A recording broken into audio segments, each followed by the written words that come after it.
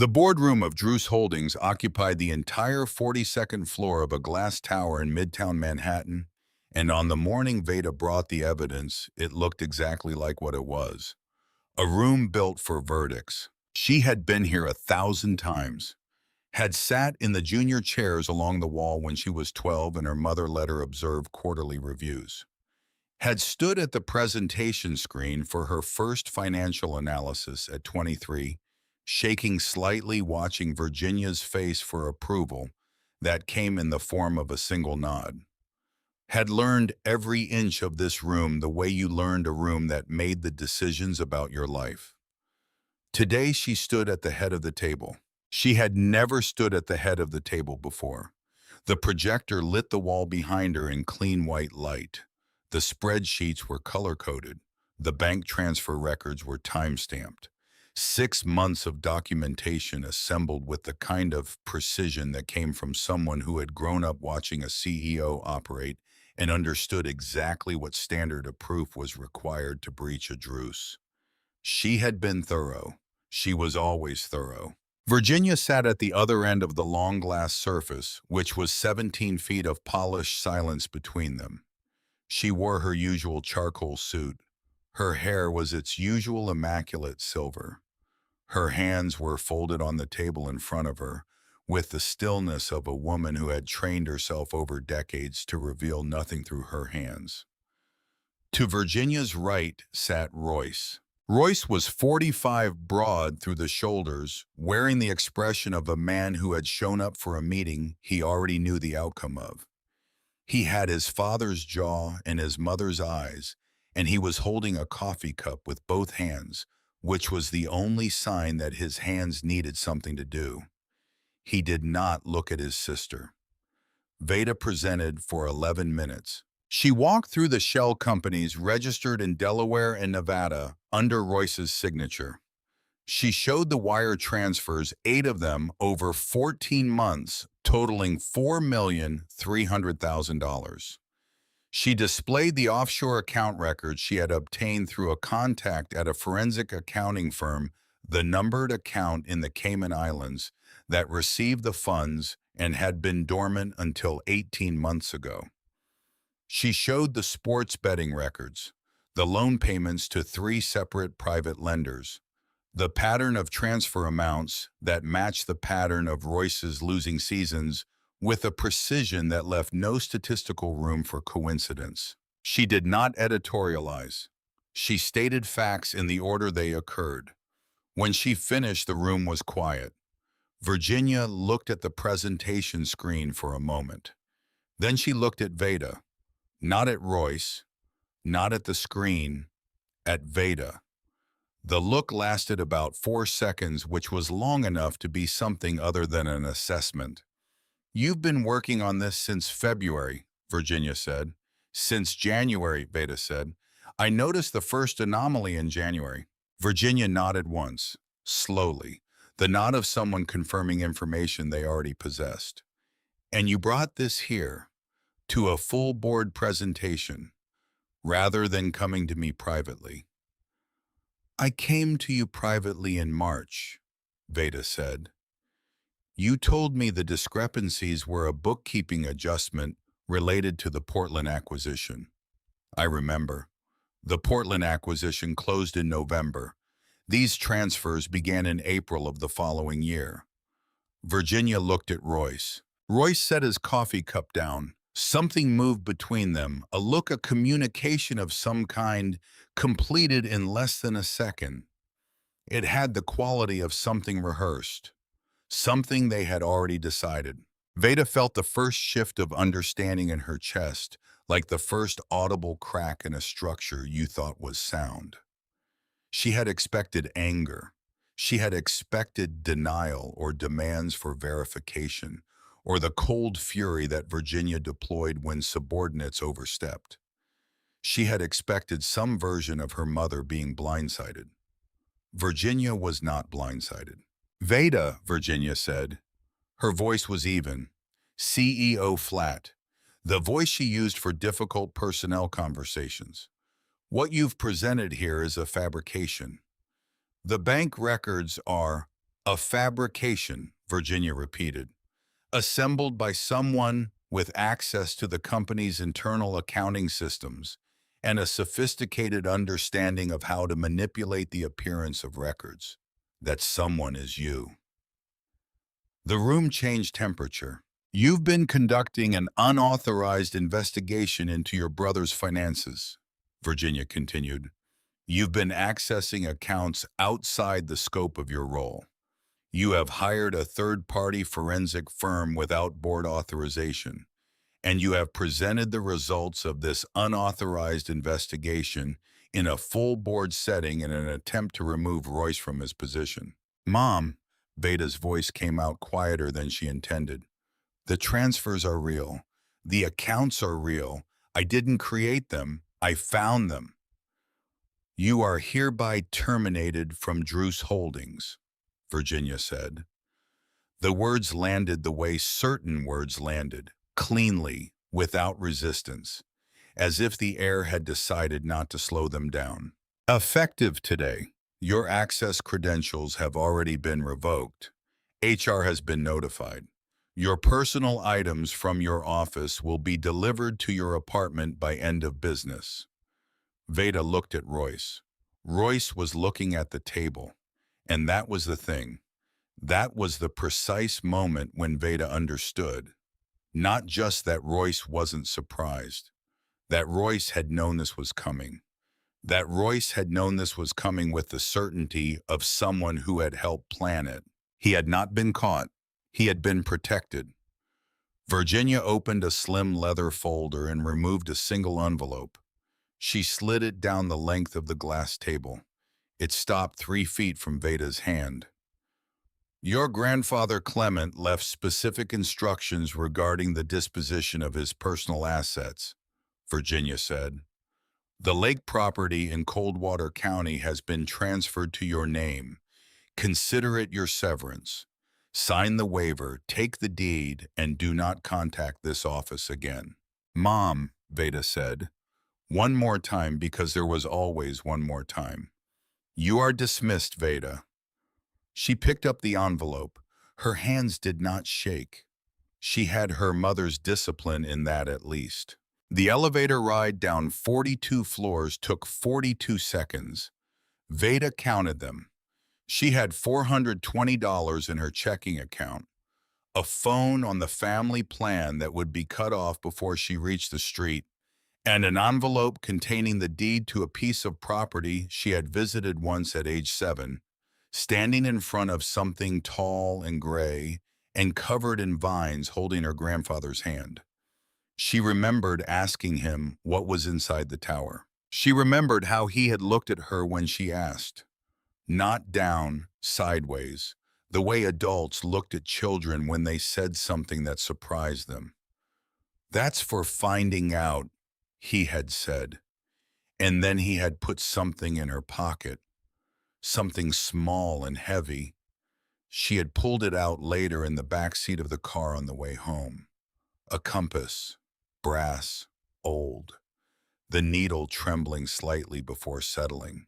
She still had it. She had never known why he gave it to her.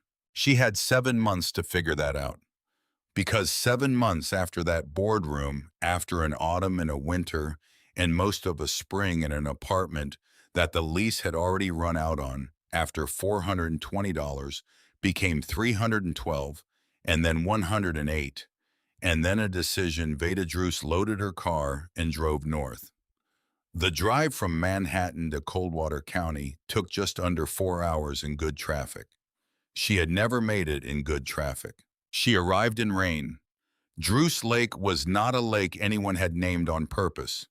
It had acquired the name the way small bodies of water in rural New York acquired names through decades of being called something by the people who lived near it until the name became fact. The property her grandfather had owned sat at the southeastern edge of the lake down a gravel road that had not been maintained by anyone in the last several years and showed every year of it. The cabin came into view around a bend in the road. She stopped the car and looked at it. She had thought about what it might look like. She had allowed for the possibility of significant disrepair. She had told herself in the apartment in the last weeks before she left that she was not going to be precious about physical hardship, that she came from people who built things, that she had learned practical skills at some point in her life that were recoverable, that the body could do more than the city had required of it. None of that preparation covered what she was looking at. The roof sagged in the center like a spine that had given up. The cedar siding had gone past the color of weathering into something that was more texture than color. Gray-black rot that moved in patches across the exterior walls like a slow tide. The front porch had separated from the main structure and leaned outward at an angle that suggested the next significant wind would finish what the last several winters had started. 3 windows were boarded over with plywood that had been there long enough to be growing its own mold colony. The 4th window was missing its glass entirely. The smell reached her when she opened the car door. Wet rot, mildew, the organic sweetness of a building that had been composting itself in slow motion for years. She got out of the car. She stood in the rain and looked at the property, and then she looked past it. Because past the cabin through the tree line that separated the property from the lake, something else was visible. She had glimpsed it on the drive-in and had almost dismissed it as a geographic feature, a rock formation, a natural protrusion of the granite that underlay all of this region. But it was not natural. It was a tower. 65 feet of granite cylinder rising from the edge of the lake, wrapped in decades of vine growth from its base to somewhere near its crown. The vines were thick enough to obscure the stone completely on the lower third. The upper section showed the dark gray of the stone itself, pocked and scarred by the same frost cycles that had been working on this landscape since the glacier retreated.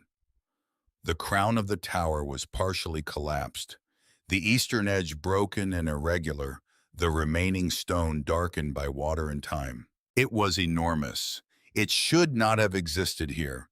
It had the scale of something industrial, something built to serve a function at a scale that the small cabin beside it couldn't remotely justify. There was a door at its base barely visible through the vine's iron with a handle that had gone orange with rust. Veda stood in the rain and looked at the tower. She had asked what was inside. She was 7 years old, and she had asked what was inside. She reached into her jacket pocket and closed her fingers around the compass. The brass was cold from the drive. Inside the cabin, she found one functional room, which was the kitchen, and found that generous. Everything else was occupied by mold or animals or the disorder of a structure that had been arguing with the weather for a decade and losing. She spent the first night in her sleeping bag on the kitchen floor, listening to the rain find all the places the roof had given up trying to stop it. She counted 12 separate drip points. She got up at dawn and drove to the nearest town, which was Coldwater, 12 miles north on the county road. Coldwater was a town that had reached a size it intended to remain and had been remaining it since approximately 1970. One diner, one gas station, a post office the size of a generous closet, a pharmacy, a small grocery, and at the end of the commercial block, a hardware store with a hand-lettered sign above the door that read, Teal's Supply, established 1978, and a front window full of the organized density of a store that had been stocking itself for 46 years. She went in. The man behind the counter was perhaps 65, built like someone who had spent 65 years using his body for actual work, with hands that were the index of decades of physical labor, and a face that was neither unfriendly nor immediately welcoming. He was pricing a box of deck screws with a price gun, and he did not stop when she came in. "Help you," he said. She told him about the cabin, the condition of it, what she thought she needed to start. He listened without looking up from the screws. When she finished, he set the price gun down and looked at her for a moment. Druce Place, he said. Yes, you're Clement's granddaughter. Something about the way he said it. Not a question, not a warm recognition. A placement. The way you place someone in a geography you already understood. Yes, she said. He was quiet for a moment. Then he pulled a notepad from under the counter and said, "Walk me through what you found." His name was Gantry Teal. He had owned the hardware store for 22 years, having bought it from the man who ran it before him. He had a wife named Nessa, who he mentioned without elaboration, worked part-time at the pharmacy, and knew everyone in Coldwater and had opinions about most of them. He extended her credit, not unlimited, 50% of cost on materials up to $2,000 to be settled when she was able. He didn't explain why.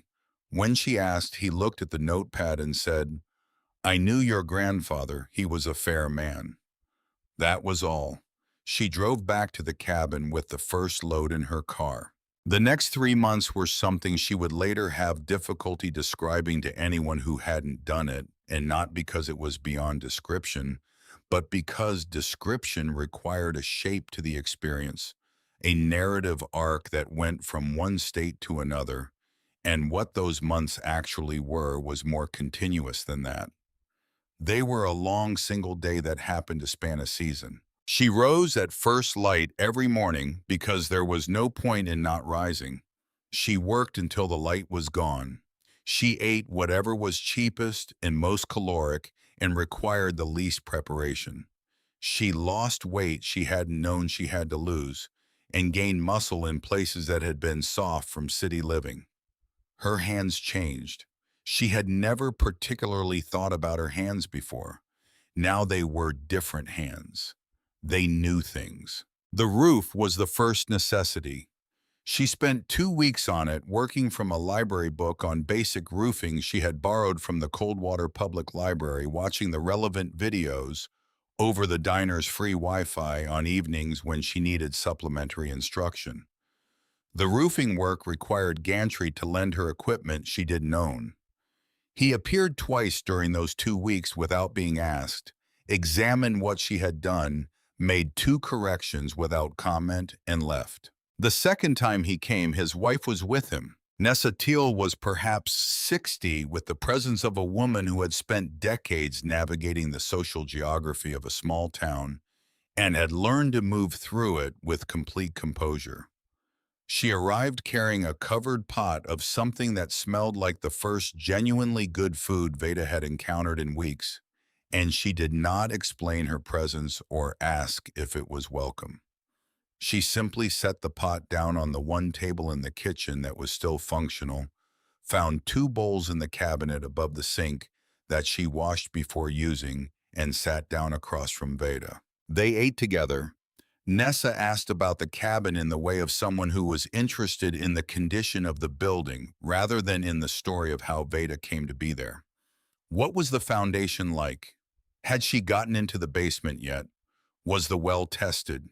She had practical questions, and she asked them practically, and by the end of that first meal, Veda had told her more about the condition of the structure than she had articulated to anyone, including herself.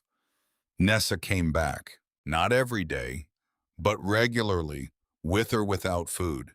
She would appear in the afternoon and sit on whatever surface was available and ask questions, or simply be present while Veda worked, which was its own kind of company. She didn't push, she didn't offer the kind of sympathetic attention that required a response. She was just there the way certain people were just there, without agenda, without the performance of caring. Veda had not had that before. She had not understood how much she needed it until it was there. One afternoon in October, when the work had moved inside and the temperature was dropping with the specific intent of upstate New York autumns, Nessa sat in the kitchen drinking coffee from a thermos she had brought and said, "Have you been out to the tower?" Veda had walked past the tower every day, had stood at the base of it twice and looked up through the vines. had run her hands along the iron door that had a lock she didn't have a key for. "I can't get inside," she said. Nessa turned her coffee cup in her hands. "Gantry says your grandfather came out here twice a year," she said, "right up until the last couple years when he couldn't travel. Always alone. Never said why." "Did Gantry know him well?" Nessa looked at her coffee cup for a moment. "Clement was kind to Gantry when he needed it," she said. "A long time ago. We don't talk about it much." She didn't elaborate and Veda didn't push, but she thought about it. The nights were cold now. The work had moved to the interior room by room stripping what was beyond saving and assessing what wasn't. She had developed a system and a rhythm and an ability to read the building's condition that she hadn't had in August. She knew where the structure was sound and where it was performing. She knew which walls were load-bearing and which were finish walls. She knew the cabin better than she had known any building in her life, including the apartment she had lived in for 5 years. She understood it, and she liked that. She liked the satisfaction of understanding a thing, of being able to look at it and say, "I know what this is doing and why." It was the same satisfaction she had gotten from a clean financial analysis. The same satisfaction as finding the transfer anomaly in January and following it through to certainty. Understanding was not complicated. It was patient. In October, during the second week of the month, she opened the master bedroom. She had been avoiding it. The master bedroom was the room at the rear of the cabin overlooking the lake, the room that had been the worst of it when she arrived. The ceiling had taken significant water damage from a failure in the chimney flashing, and the back wall, the wall that shared a surface with the massive stone fireplace, was soft in ways that walls were not supposed to be soft. She had cataloged it and moved on to other rooms and let it sit. She couldn't let it sit anymore. Winter was coming and the insulation in the back wall needed to be replaced before the temperature made the room uninhabitable, and the room needed to be inhabitable because her options were running out. She put on her respirator and her goggles and she drove a crowbar into the wood paneling to the left of the fireplace. It came off in sections, releasing the smell of damp fiberglass and the older smell beneath it of a wall that had been holding moisture for years. She worked methodically, pulling the paneling, pulling the compromised insulation, bagging it, moving to the next stud bay. It was in the third stud bay that she noticed it. The depth was wrong. She had been working on this cabin long enough to know the depth of its walls by feel.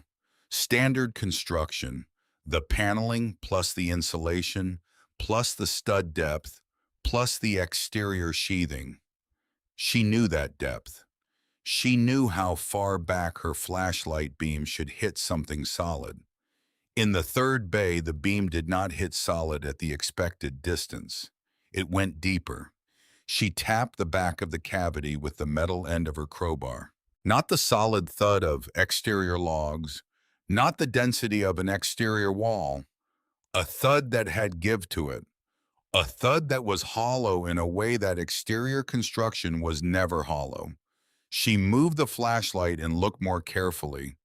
There was another wall behind the wall, not immediately behind it, not 4 inches back where the exterior should have been. Several feet back in a cavity that should not have existed, a barrier of plywood sealed the back of the stud bay and sealed it with the deliberateness of something that had been built intentionally. She tapped it again. The hollow sound came back to her like an answer to a question. She moved to the next stud bay and stripped it. Same cavity, same depth, same hollow plywood barrier. She moved along the full left side of the fireplace, stripping bay by bay, and in every bay the story was the same. The exterior wall of the cabin did not exist on the left side of the fireplace. Instead, a false wall 3 feet deep had been constructed and disguised behind the paneling, disguised by the mass of the stone chimney beside it, taking up nearly 30 square feet of bedroom space, without any evidence from outside that the room was smaller than it should have been. She stood back and looked at what she'd found. Her grandfather was a meticulous man. She had known him as such. He planned things to the decade. He built things that lasted. He did not waste material or space. He did not build false walls by accident. She picked up the sledgehammer. She drove it through the plywood barrier. The wood splintered and gave, and the sound that came out of the space behind it was a different sound than she had expected. Not the sound of an enclosed space close and dead. A sound with depth to it. A sound that had distance in it. She grabbed her heavy flashlight and shined it through the jagged hole. The air that came out was cold and dry and carried a smell that was specific in a way she couldn't immediately name. Old leather, paper, mothballs, the smell of things that had been sealed for a long time in conditions that were designed to preserve them. She leaned in and shined the light.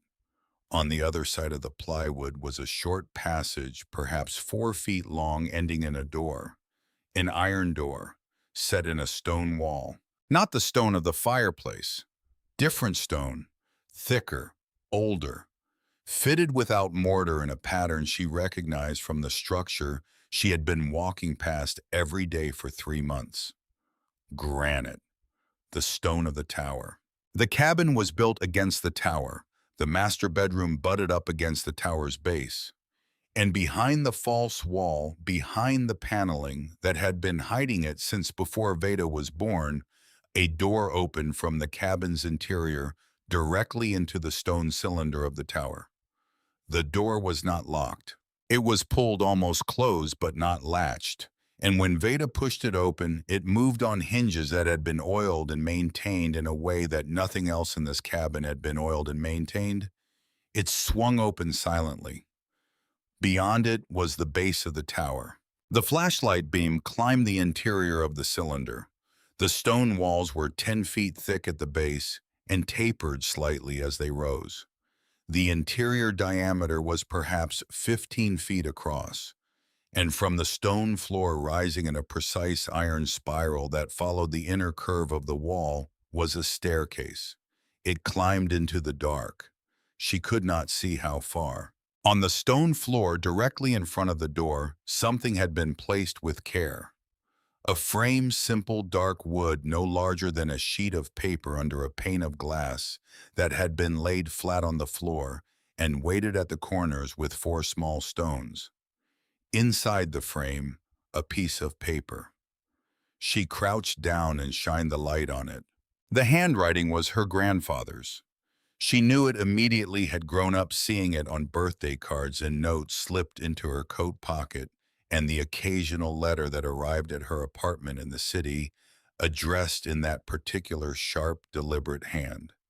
The ink was not fresh, but the paper was dry and uncompromised by the conditions she'd found everywhere else in this property. He had chosen this place specifically because the conditions were right for preservation. She read what he had written. If you are reading this, the compass brought you here. You have broken through what needed to be broken. You have found the door. The stairs above you have 6 floors. Each one has something for you. Go up. She looked at the compass in her pocket.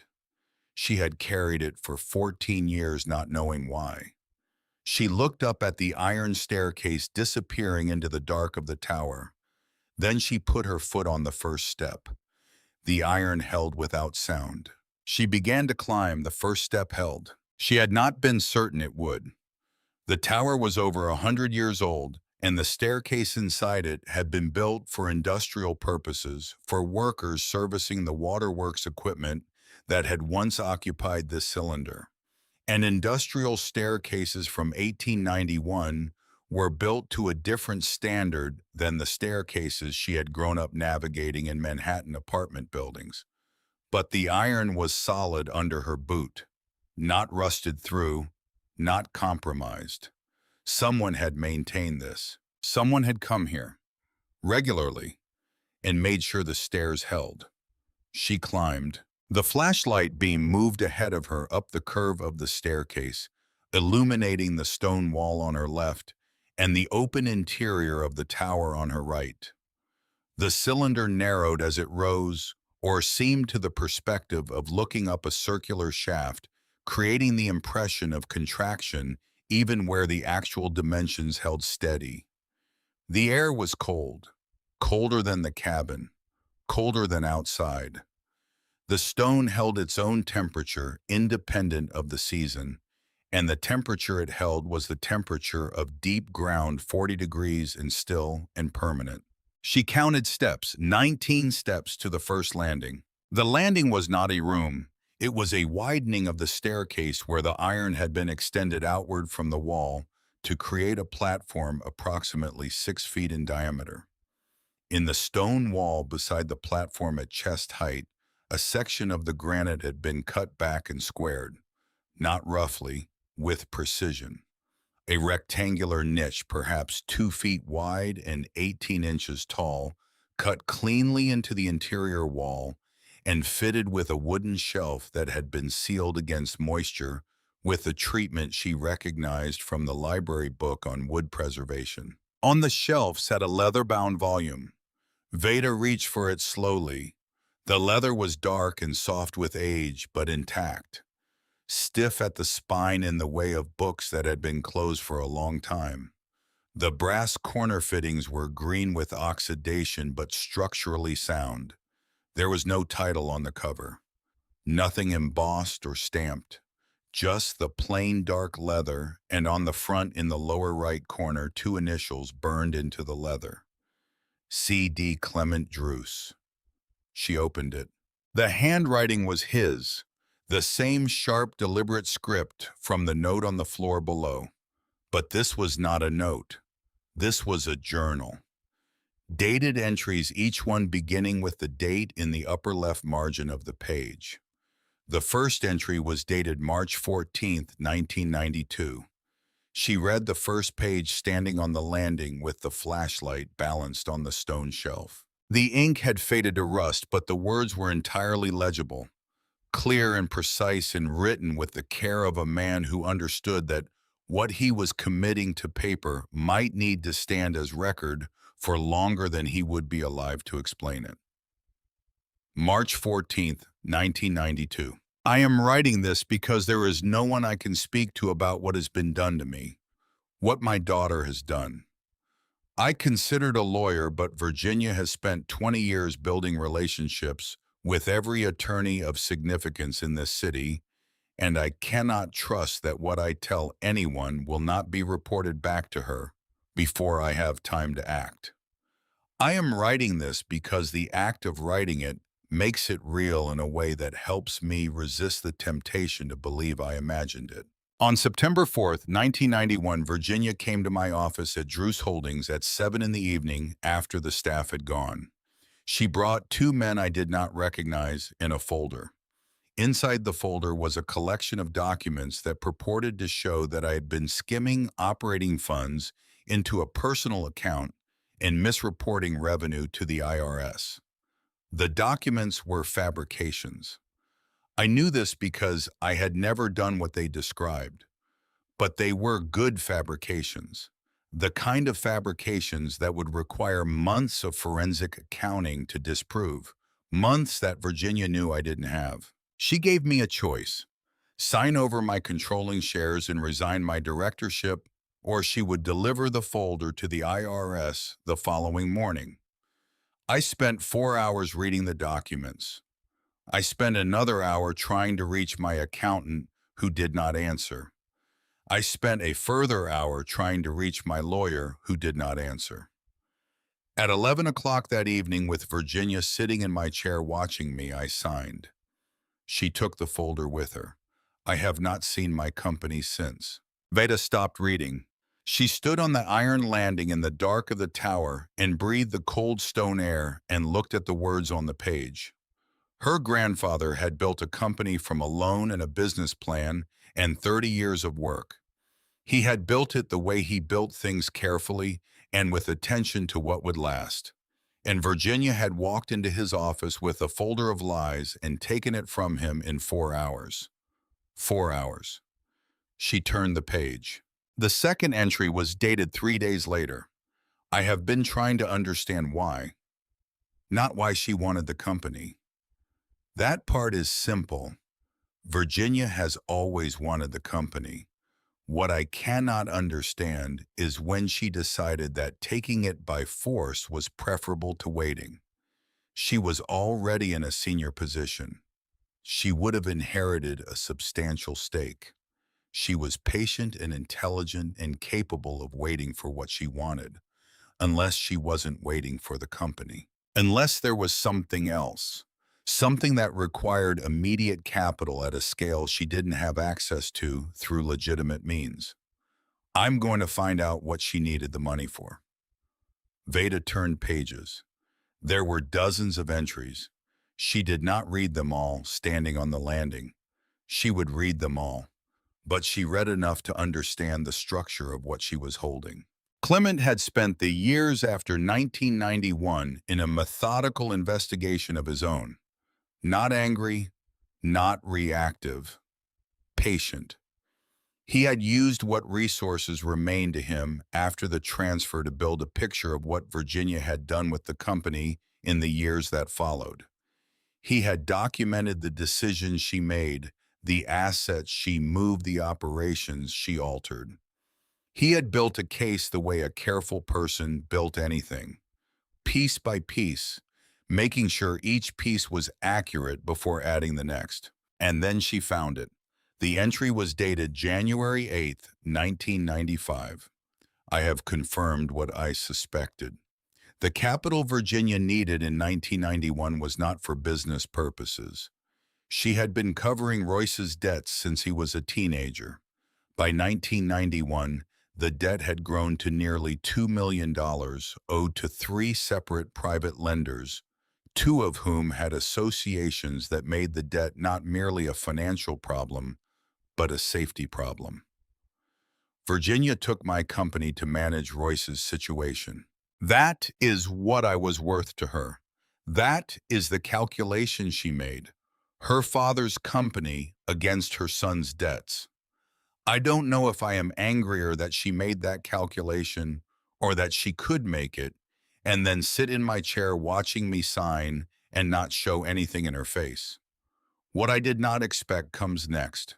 3 weeks ago, Royce came to me. He is 16 years old. He sat across from me, and he said he had something to tell me. He said that in the fall of 1995, 4 years after it happened, Virginia laid the transfer documents on the kitchen table in front of him and told him, "This is what I did. This is why. This is how we survive." He was 12 years old when I signed those papers in my office. She waited 4 years to tell him. She waited until she believed he was old enough to hold the secret and young enough to be shaped by it. He came to me because he said he couldn't carry it anymore. I told him I needed time to think about what he had told me. I have had 3 weeks. What I have decided is this. Royce is not a child anymore. He is 16 now, and he came to me of his own choosing and told me the truth.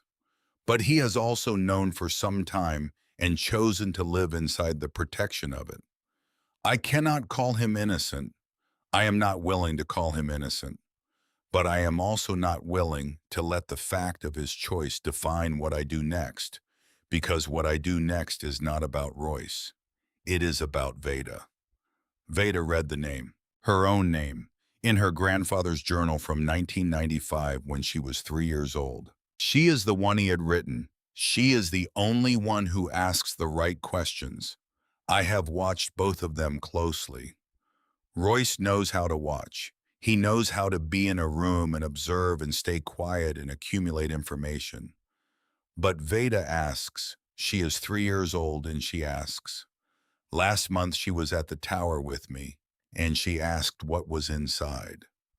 Not, I want to go in or can we open it? What is inside? As if the interior of the thing was a question that had an answer and the answer was worth knowing.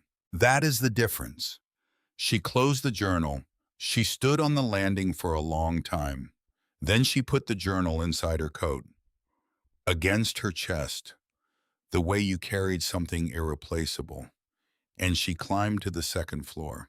The second landing was identical in structure to the first. The same iron platform, the same rectangular niche cut into the stone wall.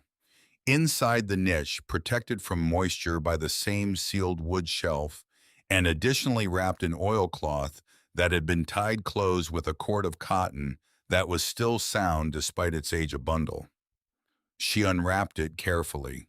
Inside the oilcloth stacks of paper, banded, thick bond paper with the printed headers of official financial instruments, the text dense and formal, and printed in the style of the mid-1980s. She held one stack up to the flashlight. U.S. Treasury bearer bonds, issued between 1985 and 1989, each with a face value of $10,000. She counted the stacks without unwrapping them fully. 18 stacks each containing 10 bonds. $1.8 million at face value. She sat with that for a moment. Bearer bonds were not registered instruments. They were owned by whoever held them. They had been discontinued by the federal government in 1982, except for certain categories that continued to be issued through 1989. They were liquid in the way that cash was liquid. Clement had been moving money out of the company before Virginia took it. He had been building a reserve, the kind of reserve you built when you understood that the thing you had built might be taken from you and you needed to ensure that what mattered survived the taking. He had known, not the specifics, not the timeline, but he had known that Virginia was capable of something like what she did, and he had prepared for it years before she did it. She rewrapped the bundle and placed it carefully back in the niche. She would need to think about how to transport these safely. She would need to think about a lot of things. But first, she needed to understand the full scope of what was here. She climbed to the third floor. The third landing held a different configuration. Not a book, not a bundle of bonds. Instead, a metal box bolted to the stone wall above the niche, its surface covered in the green patina of old brass. The box had a simple latch, not a lock. She opened it. Inside was a folded document, several pages thick, the paper stiff and yellowed at the edges but intact. She unfolded it under the flashlight. It was a list, typed not handwritten, dated 1989. The heading at the top was in two languages, English in the language of a private bank in Zurich that she recognized by reputation as one of the institutions that had serviced private wealth in Europe and the Americas since the 19th century. Account numbers, 17 of them arranged in a column down the first page, each with an associated account name that was a number rather than a name. Beside each account number, a current balance as of the date of the document. She did the arithmetic as she went down the list. By the time she reached the bottom of the page, she had stopped being surprised by the individual numbers and was simply adding $2.7 million in liquid assets, in accounts that had been opened in 1987 and 1988 and funded before Virginia took the company. Offshore accounts that Virginia had never known about. Accounts that the IRS audit of 1991, which had never actually happened because Clement had signed before it could happen, would never have reached. Her grandfather had known. He had moved the money out in the years before 1991 with the quiet efficiency of a man who was building a contingency plan he hoped he would never need. And when he needed it, the contingency was there. She folded the document and put it in the same inner pocket with the journal. She looked up the staircase. 3 more floors. The 4th floor was the floor that made her stop breathing. Not because of what was in the niche. The niche on the 4th landing contained a velvet bag drawstring closure. The velvet faded from whatever original color it had been to a dusty plum. The bag was soft with age, and inside it, wrapped in chamois cloth, was jewelry. Old jewelry, the kind that was made before jewelry became a fashion industry rather than a craft. The pieces were heavy and real, and the stones in them were the kind of stones that caught even flashlight and turned it into something. Pearls on a double strand with a clasp set in white gold, earrings with diamonds in settings that had been made by hand, a bracelet of platinum and sapphires that she turned in her flashlight beam and watched throw small, cold lights against the stone wall. She knew these pieces. She had seen photographs of them. In the albums her grandmother kept in the photographs on the mantel at the house in Westchester before Virginia sold it in the formal portraits that had been taken every 5 years at a studio in the city. Her grandmother's jewelry collection. The collection that had been stolen in a home burglary in 1993, which Virginia had reported to the insurance company, which had paid out $800,000, which was apparently still here sealed in a velvet bag on a chamois cloth inside a stone tower in upstate New York, because the burglary had been a lie and the collection had never left. She sat down on the iron platform. She sat for a long time. The cold came up through the stone and through the iron and settled into her, the way cold settled into a building when the insulation was gone. She didn't move against it. She just sat.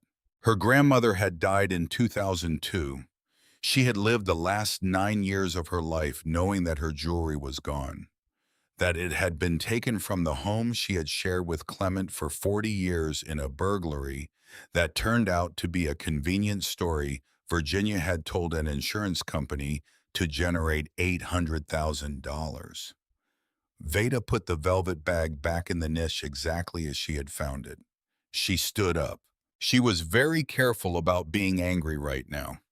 Anger was useful in the right quantities and at the right times, and this was not the right time. The right time for anger was not in a dark tower on a cold night when she was alone and no one could see what she was doing with it. The right time was later in a room with more witnesses. She climbed to the 5th floor. The 5th landing held a hinge-top metal box, not unlike the kind used for storing documents in archives, sealed with a simple clasp and padded inside with horsehair batting, dense and effective as an impact absorber and humidity regulator. Inside the batting were 4 items. The first was a microcassette, a small plastic cartridge no larger than her thumb, the kind used in answering machines and pocket recorders in the era before digital audio. It was enclosed in a small Ziploc bag. On the bag, in Clement's handwriting, a single word, September. September 1991. She held it.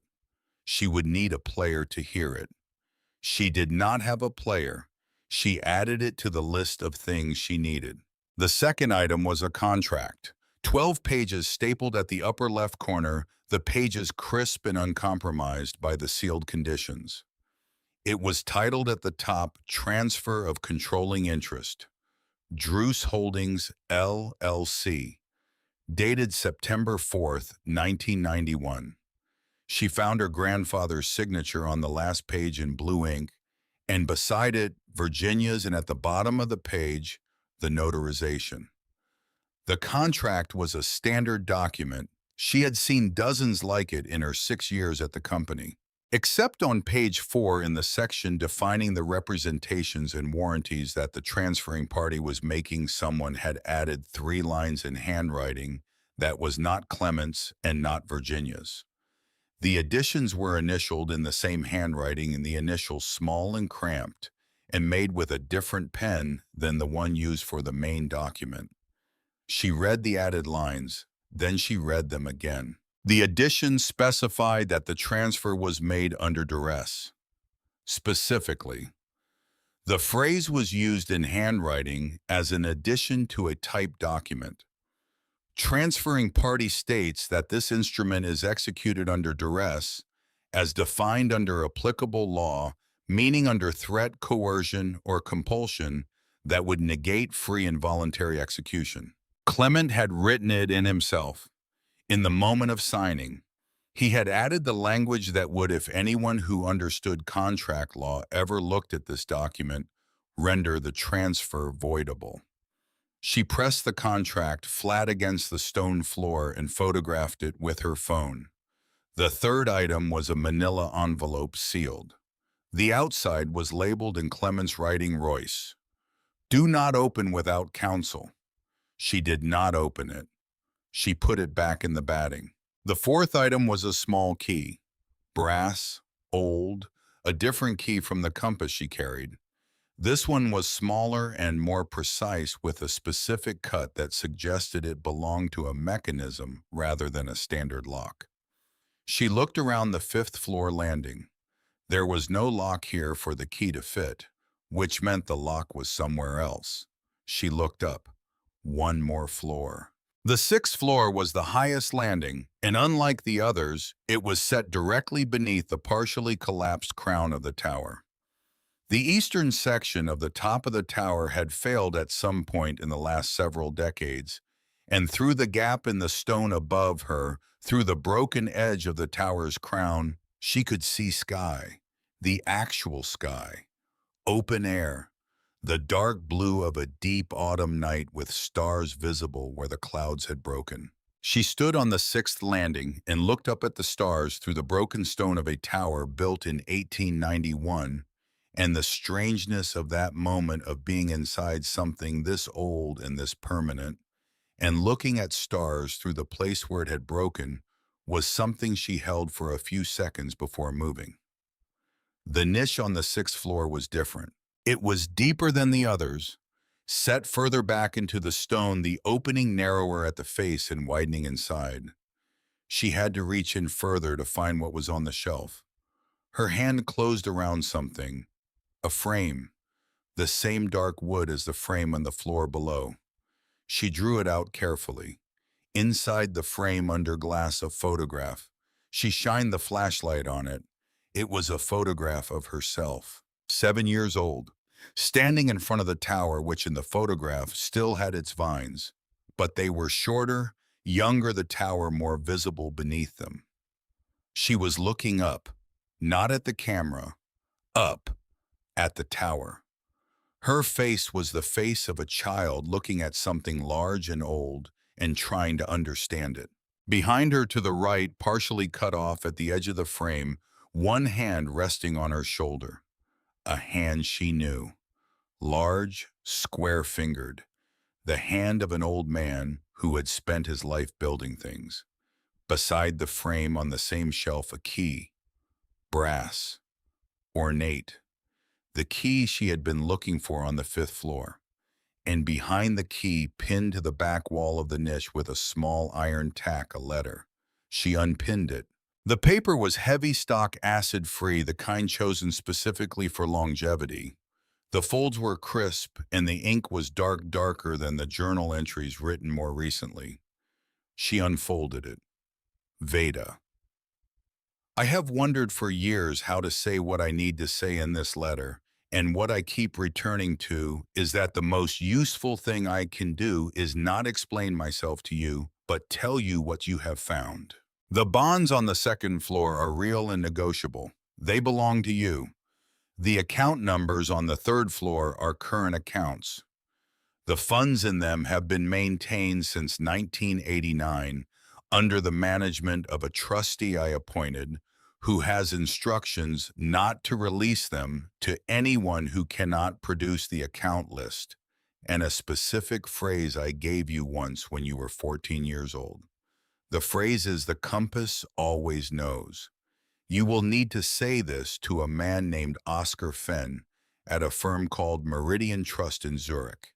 He will handle the rest. The jewelry on the fourth floor was my mother's.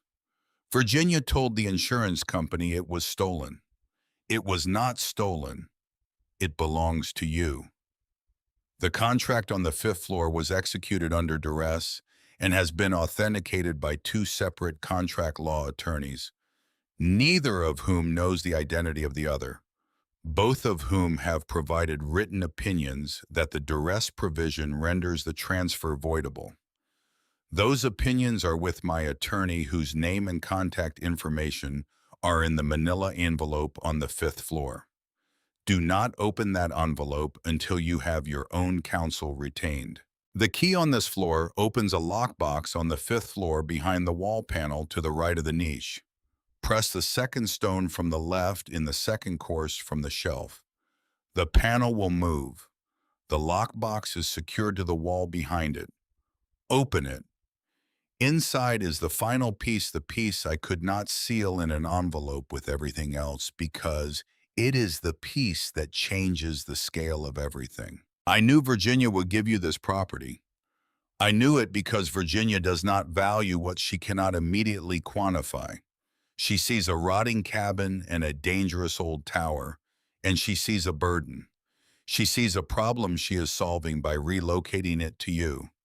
She has never once looked up at this tower and asked what was inside it.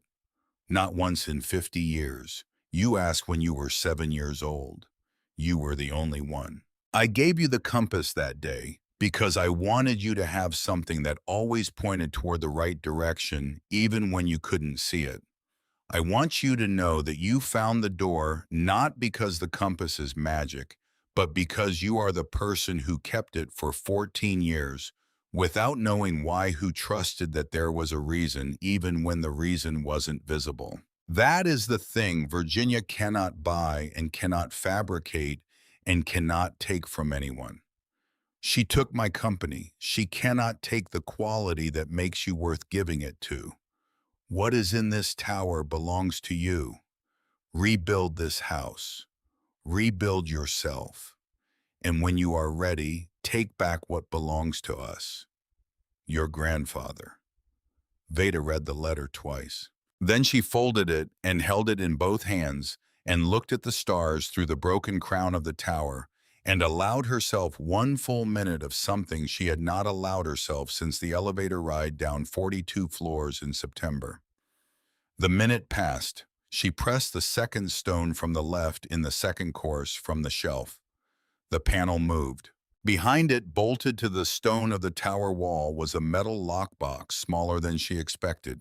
Painted dark green, the paint gone to rust at the edges. She took the brass key from the shelf and inserted it into the lock. The mechanism resisted for a moment, stiff with age. She applied steady pressure the way she had learned to apply steady pressure to old mechanisms, patient and even not forcing. The lock turned. She opened the lid. Inside the box, 3 items. The first was a contract dated March 15th, 2019. It was 62 pages long and it was titled Asset Purchase Agreement, Meridian Commercial Realty, LLC. She turned to the signature page. Virginia Druce, Druce Holdings, LLC. And on the buyer side, Meridian Commercial Realty, LLC, with a registered address in Delaware. She pulled out her phone and searched the Delaware Business Registry. She found Meridian Commercial Realty, LLC. The registered agent was a law firm. The members of the LLC were listed through a series of holding entities, but at the end of the chain, after 4 layers of corporate structure, the ultimate beneficial owner was a trust. The trust had been established in 2018. She searched the trust name. The trust was administered by a law firm in Manhattan. The beneficiary of the trust was listed as a private individual, unnamed. She looked at the purchase price on the first page of the contract. $12 million. For assets that, based on the property descriptions she recognized as real estate holdings, she had worked on valuations for at Druce Holdings. Assets she had assessed at roughly $23 million based on current market. Virginia had sold company assets to an entity she controlled at roughly half their value. She had taken $12 million of company money and paid it to a company she owned, and then not reported the transaction to the board. That was not just theft. That was the kind of transaction that triggered federal investigations. The second item in the lockbox was a stack of bank statements, personal accounts. Virginia's personal accounts, which Veda had no idea how Clement had obtained.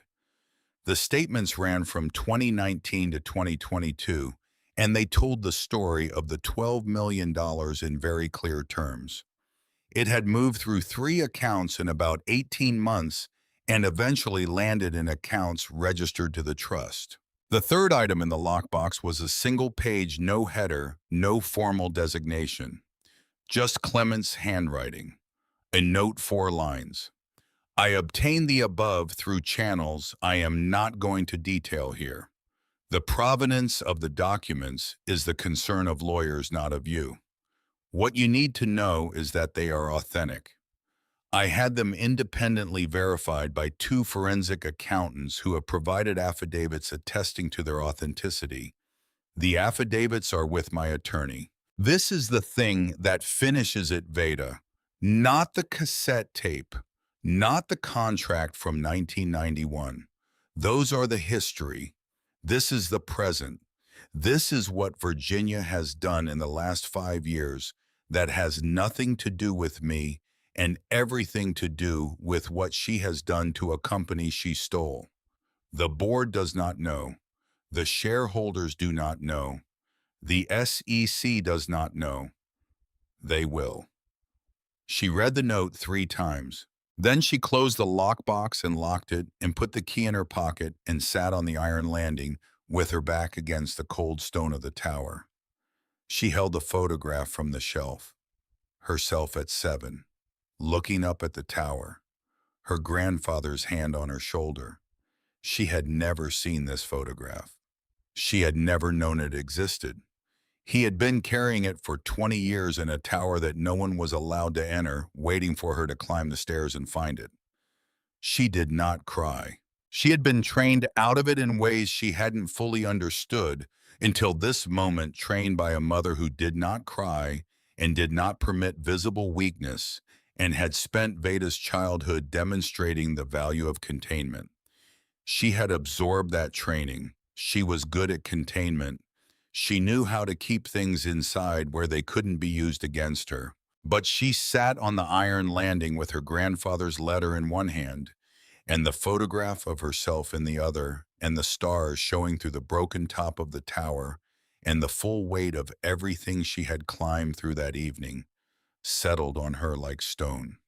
She sat with it. She did not put it down. She came down the stairs 45 minutes later.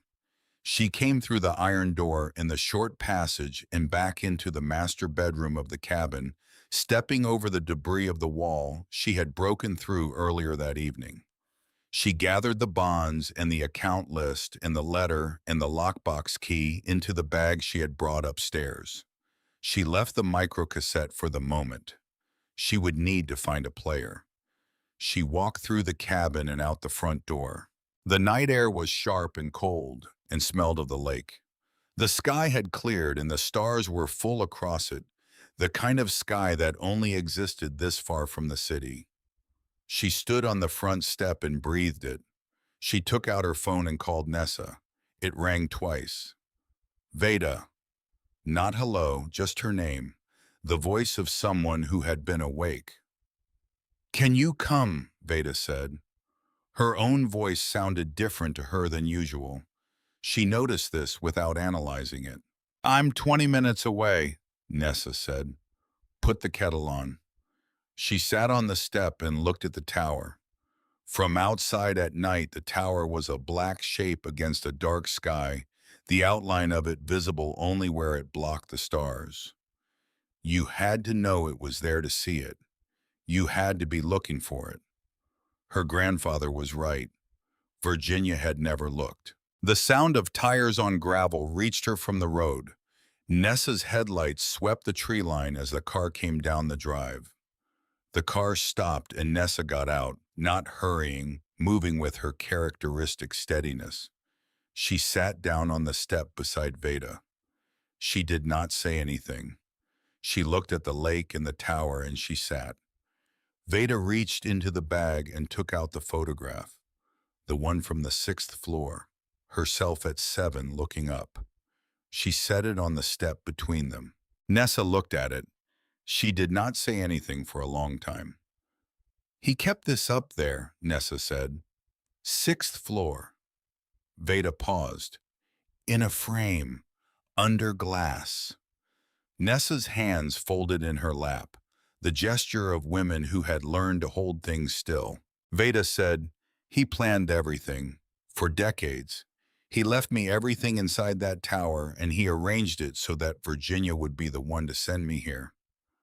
She paused. He knew she would. He knew she would give me something she thought was worthless. Yes, Nessa said. They sat.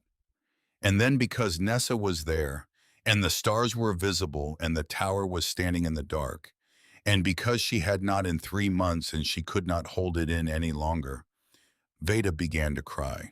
Not quietly, not the control kind, the kind that came from a place below the training, below the containment, from wherever the things you had kept inside long enough finally went when they had run out of room. Nessa did not say anything. She did not try to slow it or contain it or redirect it or make it smaller than it was. She put one hand on Veda's shoulder, warm and real and steady, and she sat there while Veda cried. When it was over, Veda wiped her face with the sleeve of her coat. They sat for a while after in the quiet that followed what had just happened. Then Nessa said, Gantry needs to tell you something. About what? About your grandfather. She paused. About me. Veda looked at her. Not tonight, Nessa said. In the morning, when you've slept. She stood. I'm going to make the tea. You're going to sit here for 5 more minutes. Then you're going to come inside and drink it, and then you're going to sleep. She went inside. Veda sat on the step for 5 minutes exactly. She looked at the tower. She thought about Clement, about what it took to build something like what he had built inside that tower. Not just the physical act of installing shelves and sealing niches and maintaining a staircase. The patience of it, the span of it. Building something over decades with the understanding that the person who needed it hadn't been born yet when he started. Sealing evidence and liquidity and instruments of justice into a granite cylinder in upstate New York, and then visiting it twice a year to maintain it, to keep the stairs sound and the shelves dry and the iron door hinges oiled for 30 years. 30 years of patient preparation for a granddaughter he trusted because she was 7 years old and she had looked up. She stood up. She went inside. Nessa had found the tea she had bought in Coldwater weeks ago and had located the kettle and the 2 intact mugs and had cleaned both of them with a thoroughness that suggested she found their condition before cleaning not quite acceptable. The cabin smelled briefly like something normal, something domestic. Veda sat at the kitchen table. Nessa set a mug in front of her. In the morning, Veda said. In the morning, Nessa agreed. She sat across the table. They drank their tea in the quiet of 2 people who had run through something together and had arrived on the other side of it in the same place. Outside the tower stood in the cold and the dark, emptied now of what it had been, holding its 6 floors bare of everything Clement had placed in them and brought here twice a year for 30 years. It was still standing. It was granite. It intended to keep standing.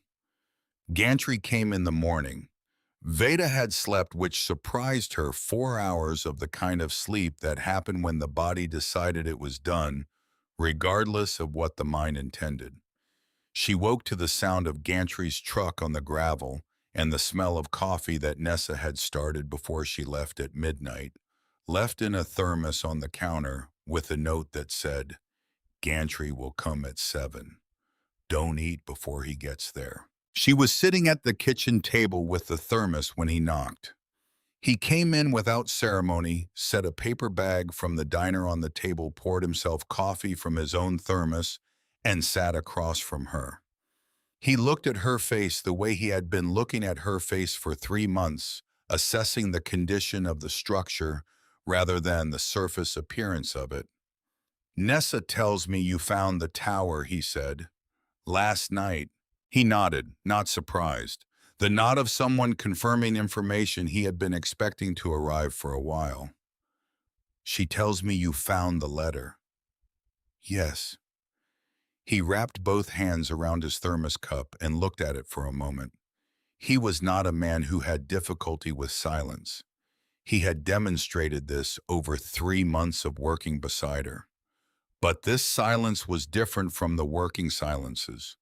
This one had something in it that he was deciding how to carry through words. Clement told me something, Gantry said. A long time ago, 22 years ago. He told me he was going to tell me once, and then he wasn't going to mention it again, and he wanted me to do the same. He stopped. Nessa had cancer, he said. 2002. Breast cancer. Second stage. The treatment was good, and we caught it early enough, but the treatment was not cheap, and we had insurance, but not enough insurance, and the gap between what the insurance paid and what the treatment cost was significant. He paused. A man called me in January of 2003, said he was calling from a charitable medical assistance foundation I had never heard of. Said the foundation had reviewed our case and was offering to cover the outstanding medical debt in full. Anonymous donor, no strings, no contact. No, he stopped again. We took it, he said. We weren't in a position to be proud about it. We took it and we paid the hospital and we never found out who the donor was. He looked up from his coffee. Clement called me the following spring. He came up here like he did twice a year. We had coffee. He said, I heard Nessa is doing well. I said she was. He said, when someone comes to that property who needs help, I want you to be in a position to help them. I said I would. That was all he said about it. Veda looked at him across the table. He never told you it was him, she said. Not in words. He didn't need to. I'm not a man who misses much. They sat with that. He planned this for decades, Veda said. Yes. He made sure you would be here, made sure you would help me before I was old enough to need it. He planned things at a scale most people don't, Gantry said. He told me once you don't build something to last 5 years. You build it to last 50, and then you don't think about the 5 again. He picked up his thermos cup. I think the same is true of what he left for you. Veda looked at the table. She thought about Clement, about the scope of what he had done. Not just the evidence, not just the money, the human infrastructure of it, the invisible network he had built around the person he trusted, ensuring that when she arrived in this place, she would not be alone. Gantry's credit extended without explanation. Nessa appearing without invitation. A town that had been prepared for her without knowing it was being prepared. Decades of patience, all of it quiet, all of it invisible from the outside, all of it pointing in one direction. What do I need to do, she asked. Gantry set down his cup. First, he said, eat something, then we talk about what comes next. She ate, then they talked. The conversation that morning on the kitchen table of a cabin that was still half stripped and smelled of wood treatment and fresh plaster was the conversation that changed the shape of everything. Not because Gantry told her things she didn't know. He didn't. He mostly confirmed what she already understood, which was that what she had found in the tower was real and specific and sufficiently documented to be dangerous. He confirmed it in the way that a man who had built things all his life confirmed the structural integrity of something someone else had built, methodically, testing each element. By the end of 2 hours, she had a plan. Not the full plan, the first layer of it, the layer that was secure what you have, understand what you need, identify the person who can help you use it. She spent the next week doing all three. Securing the bonds required a trip to a safety deposit facility in Rochester, 2 hours away, large enough and corporate enough that a young woman depositing a considerable amount of negotiable financial instruments attracted no more attention than any other unusual transaction that passed through a city-sized vault facility on any given day. She took only what she needed to establish the account and left the rest in the tower in the interim. She came back the following week with the remainder. Understanding what she had required 3 evenings with a yellow legal pad, and the documents spread across the kitchen table working through the legal architecture of each piece. She had spent 6 years at Drew's Holdings. She understood corporate structure, and she understood securities law, and she understood audit procedure. She did not understand every element of what she was looking at, but she understood enough to map it. The 1991 contract in its duress language, the cassette tape and what it would mean if authenticated, the 2019 asset purchase agreement and the SEC implications, the jewelry and the insurance fraud. Each piece was real. Each piece was documented. Each piece was part of a larger structure that only became fully visible when you could see all of them at once. She had the full picture.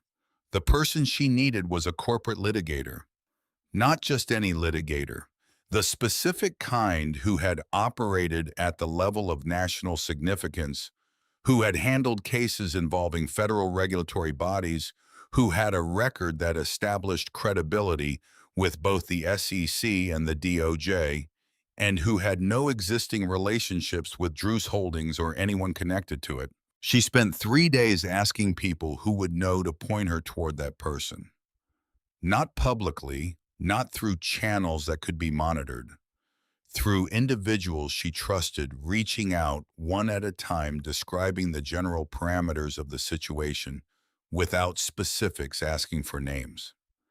The name Beckett Fain came back to her from 3 separate sources independently, which was the kind of convergence she had learned to pay attention to. She called his office and got his assistant and explained the nature of the matter in general terms and was told Mr. Fain would be available in 3 weeks. She said 3 weeks was fine. In the interim, the work continued. The cabin work, which was its own necessity entirely separate from the legal work, but which ran parallel to it in a way that she found grounding. The two things together, the physical construction and the legal construction, gave her days a structure that had nothing optional in it. There was always something that needed doing. There was always a next step that was clear. She had spent her adult life in an environment that rewarded the kind of person who could see clearly and work precisely and hold complexity without reducing it. That environment had also been trying to eliminate her for the last year. But the skills it had demanded of her were the same skills that were keeping her functional now, and there was something clarifying about that. About understanding that what you were good at was what you were good at, regardless of whether the people who had trained you deserved to have trained you. Gantry became the general contractor for the cabin renovation in the formal sense. As the weeks progressed, and the scope of what remained expanded beyond what Veda could accomplish alone. He brought in 2 men from Coldwater he trusted, neither of whom asked questions about why a young woman from the city was restoring a lake property in November, both of whom worked at the standard that Gantry expected. The work that Veda did alongside them was different from the work she had done alone in the first 3 months. More skilled, more deliberate. She was not learning anymore, not in the urgent, improvised way of someone doing something for the first time under conditions that required it to go right. She was practicing now the way you practiced a thing once you understood its principles. She knew the cabin. She knew what it needed. She did the work from that knowledge, and it was different from doing it without it. Nessa managed the interior with opinions that were specific and communicated without apology. She and Veda disagreed about the kitchen layout twice, reached a compromise both times, and ended up with something better than either of them had originally proposed. This was Veda came to understand how Nessa operated. She had strong views and she held them openly, and she was also genuinely interested in arriving at the best outcome. And these two things together meant that disagreeing with her was productive rather than combative. On a clear morning in December, standing on the restored front porch looking at the lake, Veda did a quiet inventory. The cabin was not finished. It would not be finished for another several months. But it was livable, properly livable in a way it had not been when she arrived. The roof was sound. The walls were insulated. The floors were clean and refinished. The fireplace worked. The kitchen had running water and functional appliances. The windows were intact. It was a house, not her mother's kind of house, not the kind that signaled wealth through deliberate excess, but a house in the true functional sense of the word.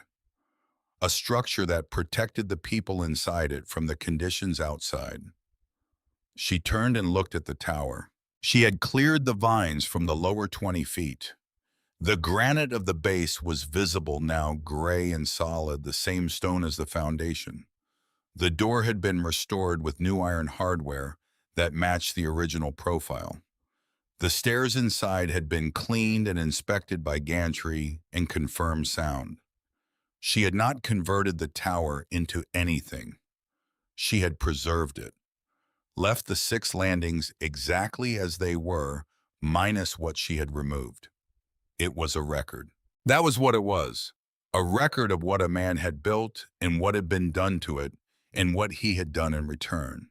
She left it intact because intact was what it deserved to be. In January, 5 months after the night, she found the door. She drove to New York City. The office of Beckett Fane was on the 31st floor of a building on Park Avenue that had been built in the 1950s by people who understood that permanence was a form of communication.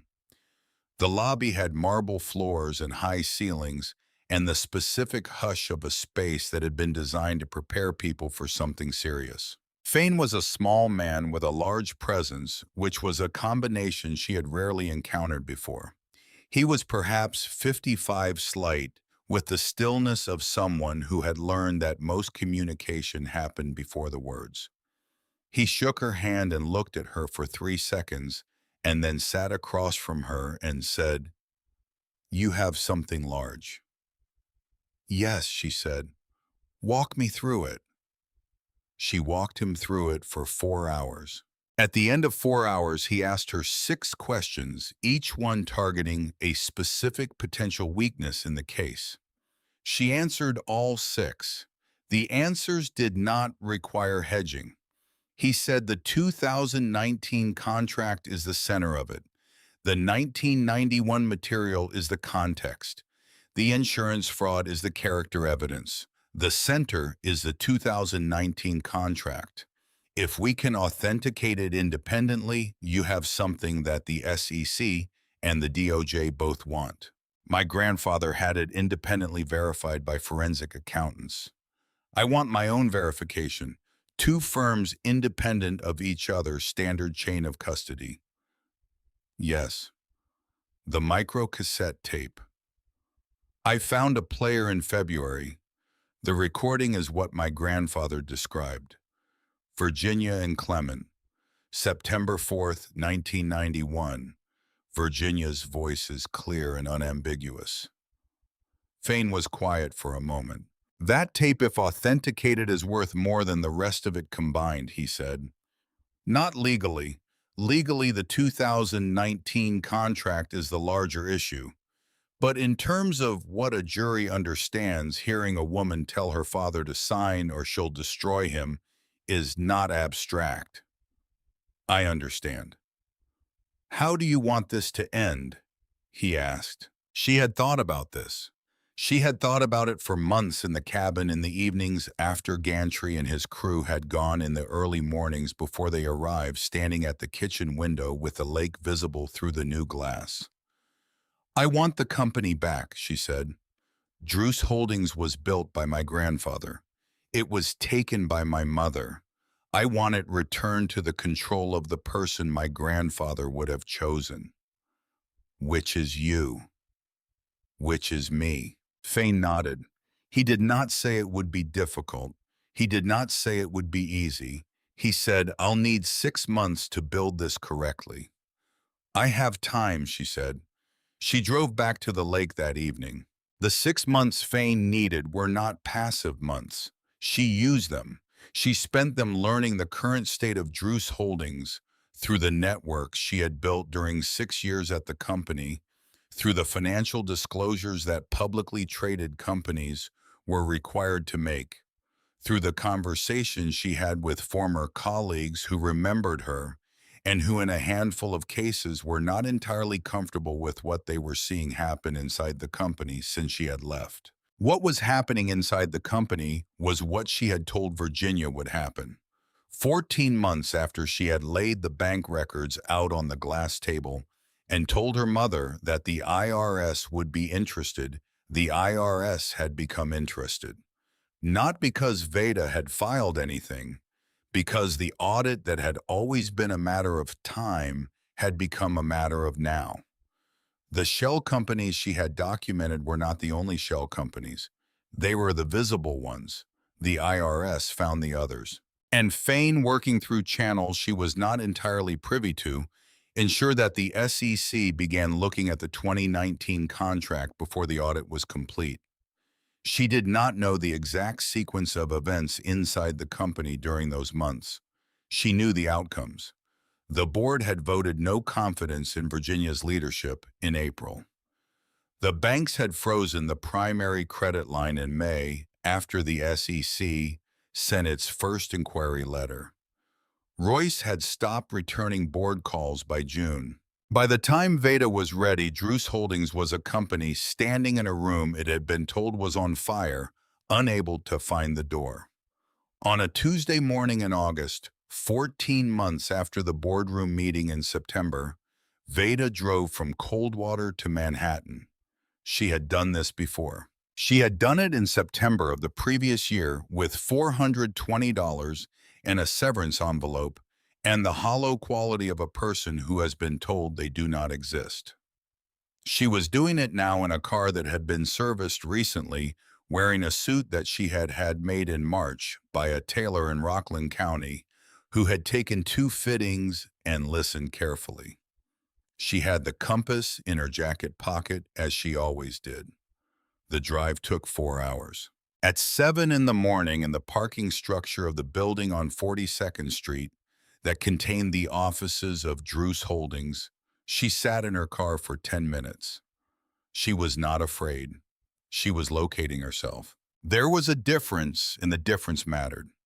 Fear in the act of locating yourself before something significant felt similar from the outside. They were not the same thing. Fear was about what might happen. Locating yourself was about knowing precisely where you were standing before you took the next step. She knew exactly where she was standing. She got out of the car. She took the elevator to the lobby, not to the 42nd floor, to the lobby where she met Beckett Fane, who was already there, his briefcase at his side, his face its customary mask of professional calm. He looked at her. He did not ask how she was. He said, "The acquisition closed at 9 this morning. The building's management company has been notified. We have the documentation." She nodded. They took the elevator to the 42nd floor together. The boardroom of Druce Holdings occupied the same space it had always occupied. The same glass table, the same view, the same quality of light in the morning coming from the east, hitting the table surface and throwing it up against the opposite wall in long bright bars. Virginia was already there. She was sitting at the head of the table as she always sat. Charcoal suit, silver hair, hands folded. The posture of a woman maintaining a position through the discipline of appearance when the position itself had become uncertain. To her right, Royce, who was 45 now and looked older. The suit was the same quality, but it fit differently than it had 14 months ago.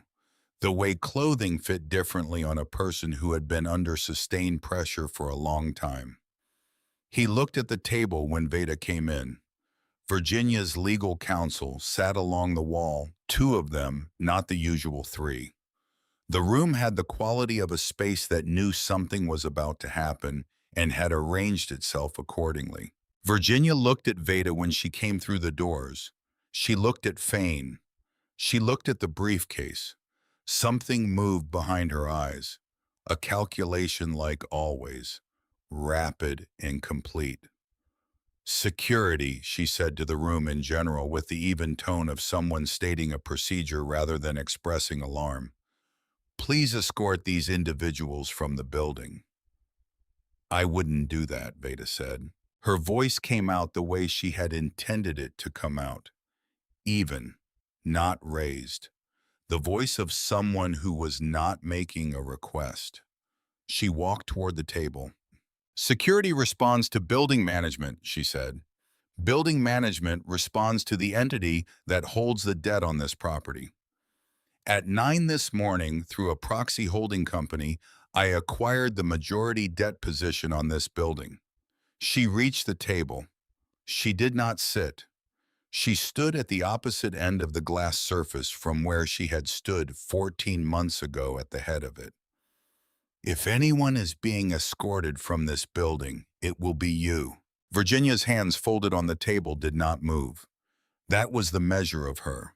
That even now, with the calculation completed and the result returned, she kept her hands still. That is not possible, Virginia said. The transaction documents are available for your review. You had $420, Virginia said. Her voice had the flatness of disbelief encountering fact. You had nothing. You had a condemned cabin in the middle of nowhere. I had Grandpa Clement's cabin, Veda said, and his tower. Fane set his briefcase on the table. He unclasped it and removed a bound document and placed it on the glass surface. Then another, then a third, each one placed with deliberate precision, the sound of each landing carrying in the silent room. Virginia did not look at the documents. She looked at Veda. Whatever you think you found, Virginia said, it won't hold up. The cassette tape from September 4th, 1991 has been authenticated by two independent audio forensic firms. Fane said his voice the conversational tone he used in boardrooms, which was more menacing than most people's raised voices. We have provided a courtesy redacted copy to the FBI's white-collar division. They are pursuing their own authentication separately.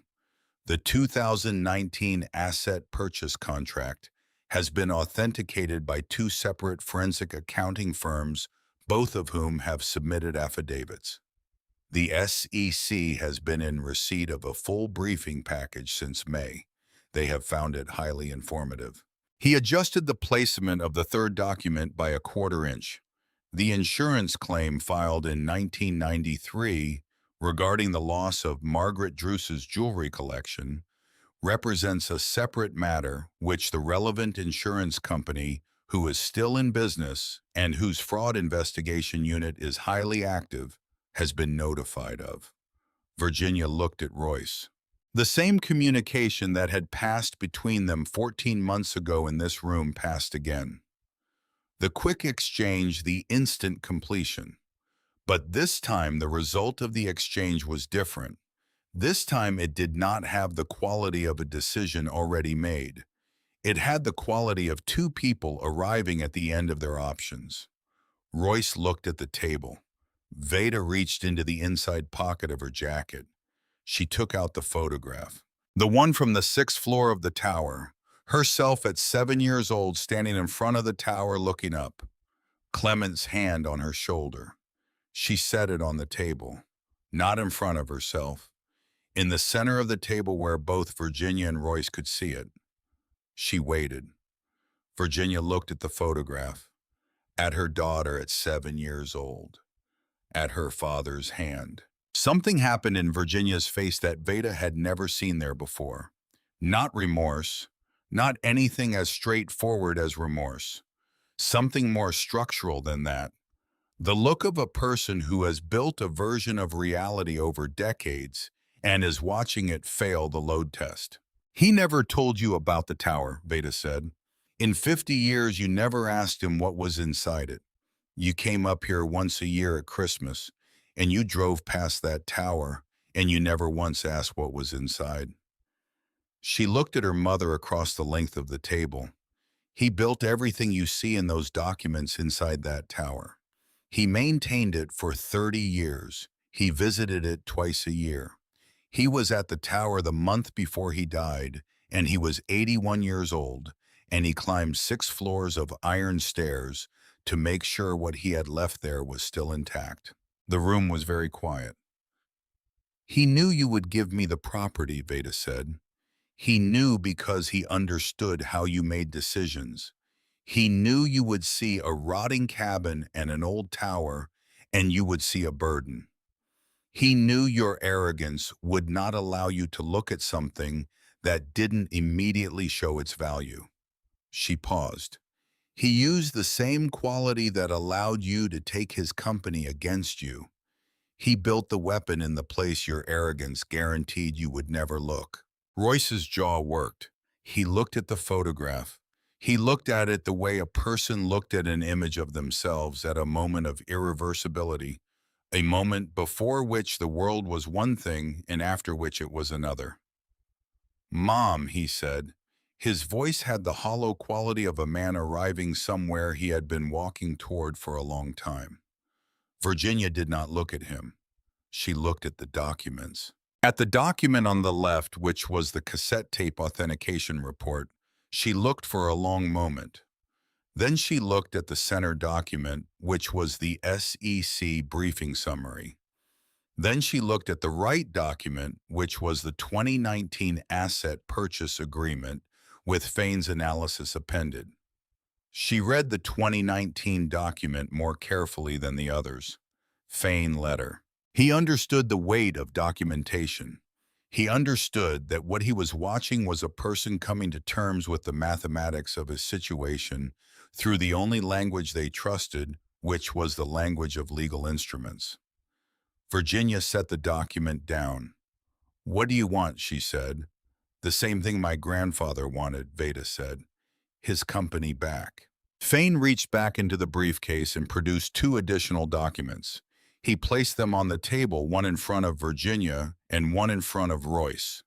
Both documents were thick and stapled and formatted in the dense way of binding legal agreements. Document A, Fain said, is a full and irrevocable relinquishment of all shares in Druce Holdings held by Virginia Druce, transferring controlling interest to Veda Druce in a transaction that will be registered with the SEC within 48 hours of execution.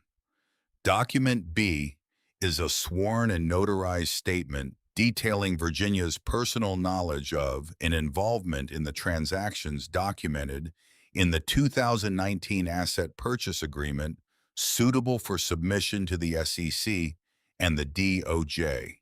He clasped his briefcase. "If both documents are signed today," he continued, "Ms. Druce's counsel has agreed to refrain from providing the 1993 insurance fraud documentation to the insurance company's fraud unit. The IRS matter regarding Royce Druce's tax liabilities will proceed on its own timeline, as it is no longer within our client's scope to effect. You will be financially diminished. You will be permanently excluded from corporate directorship in any regulated industry. But you will not be managing criminal exposure on the insurance fraud in addition to everything else." He straightened his jacket. "If both documents are not signed today, the insurance fraud documentation goes to the relevant party this afternoon." Virginia looked at Royce again. This time there was no communication. Royce looked at Veda. He looked at his sister. Across 17 years of age difference and 14 months of a contest that had gone one direction only, He looked at her the way a man looked at someone he had failed in a way that was too large and too long to address inside any available conversation. I was 16, he said. I know, she said. She laid the documents on the table and told me it was done. She told me there was no going back. I know. I should have, Royce. She said his name quietly, not gently, clearly. The documents need to be signed. His jaw worked. He looked at his document. He picked up the pen that Fane had placed beside it. He signed. Virginia watched her son sign. Then she picked up her own pen. She did not look at Veda when she signed. She looked at the glass table, at the reflection of the room and the surface of it, at the bright bars of morning light that came through the eastern windows and fell across the polished glass, and threw the image of the room back at itself in a softer version. She signed twice. Both documents. Fane collected the documents with the composed efficiency of someone who had concluded a great many proceedings and understood that the way you handled the conclusion was as important as how you handled the middle. Virginia set her pen down. She sat. She did not look at anything in particular. Not at Veda, not at Royce, not at the window or the table or the room she had occupied for 3 decades. She sat with the stillness of a person who has just done the last thing they had to do. Veda picked up the photograph from the center of the table. She looked at it, herself at 7, looking up, Clement's hand on her shoulder, the tower behind her green with younger vines. She put the photograph back in her jacket pocket. She looked at Royce one more time. He was still looking at the table. The pen was on the glass in front of him, and he was looking at it with the expression of a man trying to understand the weight of what he had just set down. She had nothing more to say to him today. There would be other conversations, later. Whether she chose to have them or not was a decision she was not making today. Today she was making one decision only, and she had made it. She turned. She walked to the door. She did not look back at the room. The elevator ride down took 42 seconds. She counted them again. Fane walked beside her through the lobby and out into the August heat of the city. He shook her hand on the sidewalk, said he would be in touch within the week, and walked in the direction of wherever Beckett Fane went when he was done winning. She stood on the sidewalk. The city was the city. The noise of it, the scale of it, the energy of a place that had never once in its history paused to consider whether its pace was appropriate for the people moving through it. She had grown up in this. She had known no other geography until 14 months ago, when she had stood in rain in front of a ruined cabin in upstate New York and understood for the first time that geography was not neutral. She had a 4-hour drive back to the lake. She started walking toward the parking structure. The drive out of the city took longer than the drive in.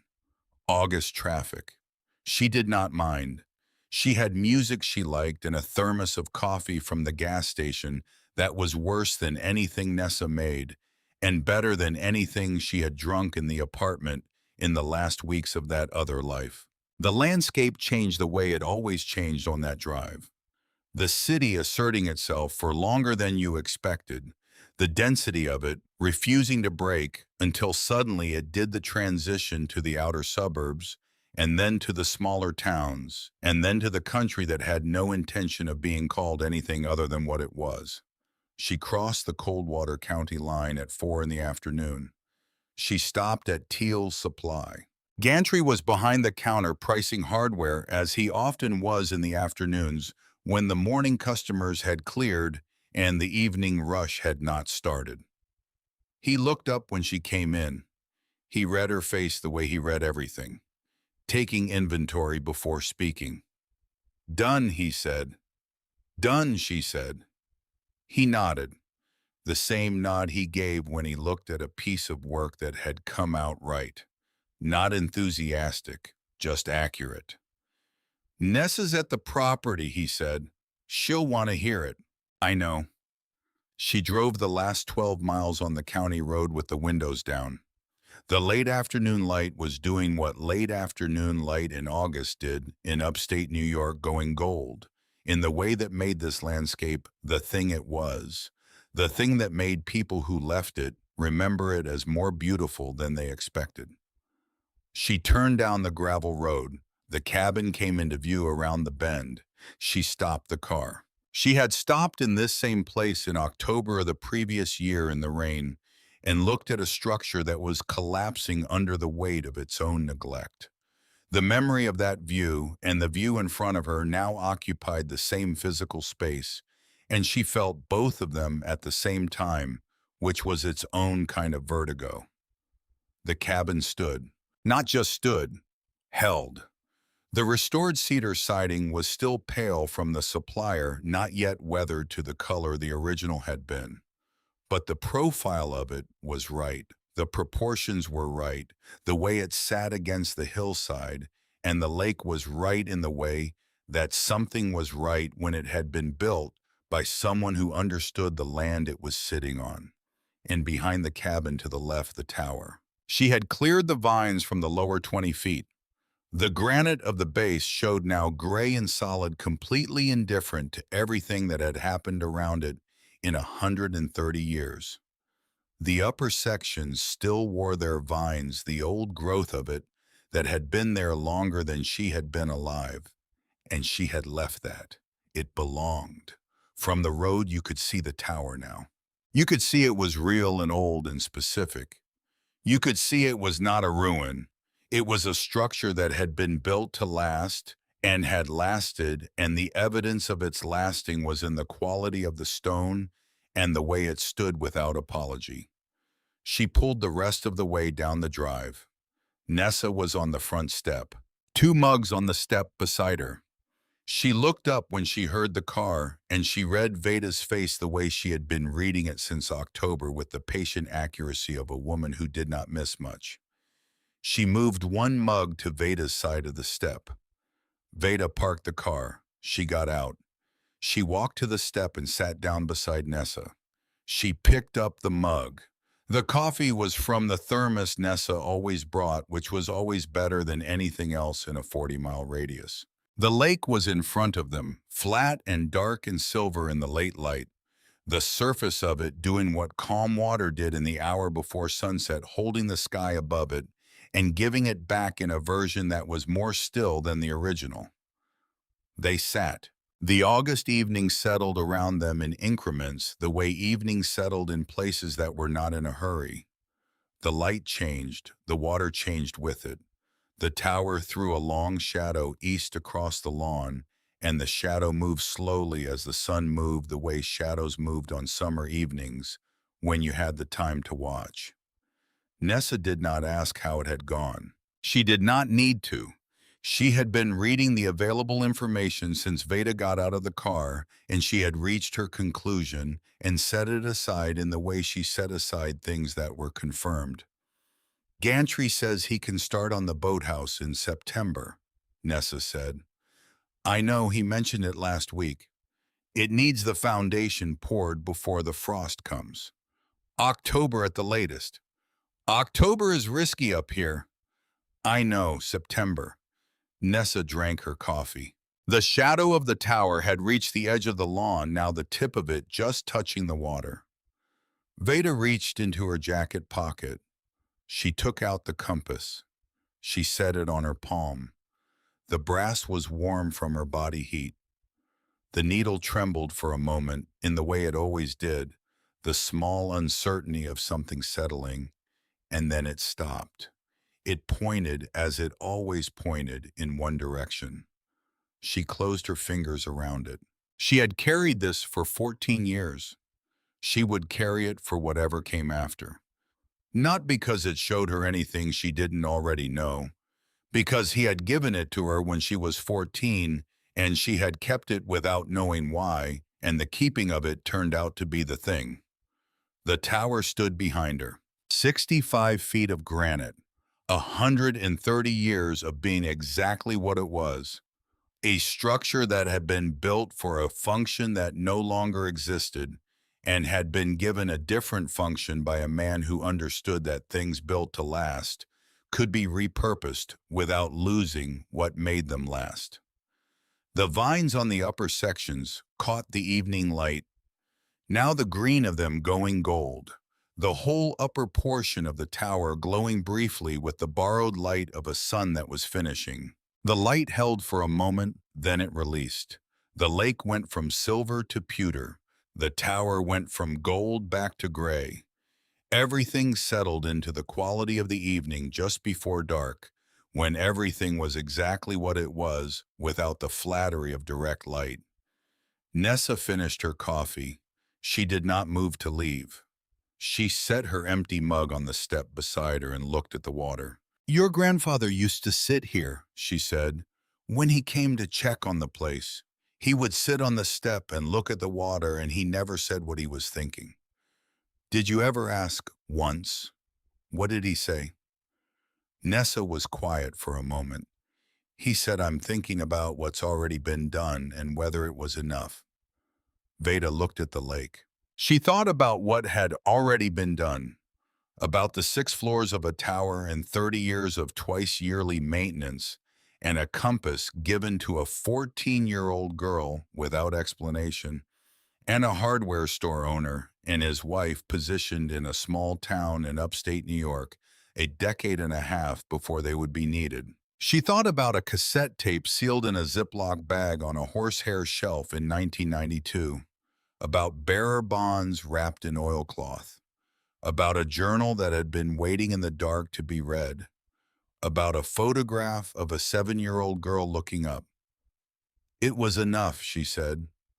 The evening settled fully. The lake held the last of the light in its surface, a pale silver persistence at the horizon, where the sky was still giving something up. The tower stood. The cabin stood behind them, warm and lit from inside the new windows, throwing their light out across the lawn. She had one hand on the compass. She sat on the step of the house her grandfather had built for her, and she watched the lake and she breathed the air of a place that had been prepared for her by someone who loved her at a scale, and with a patience she was only beginning to understand. The compass needle was still. It had found its direction. So had she.